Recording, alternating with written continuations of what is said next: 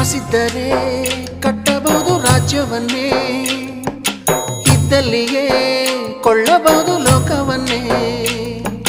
ತಾಯಿಯ ದಯ ಹನಿಯು ಸಿಗುವುದೇ ನಮ್ಮ, ಕೋಟಿ ಕೊಟ್ಟರು ಅದನ್ನು ತರುವರಾರಮ್ಮ.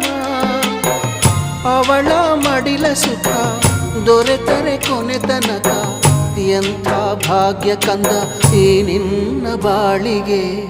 ಹೆತ್ತವಳು ಯಾರಮ್ಮ, ಹೊತ್ತವಳು ಯಾರಮ್ಮ, ಅವಳಿದೆ ಅಮೃತದೇ ಉತ್ತರವೂ ಇದೆಯಮ್ಮ.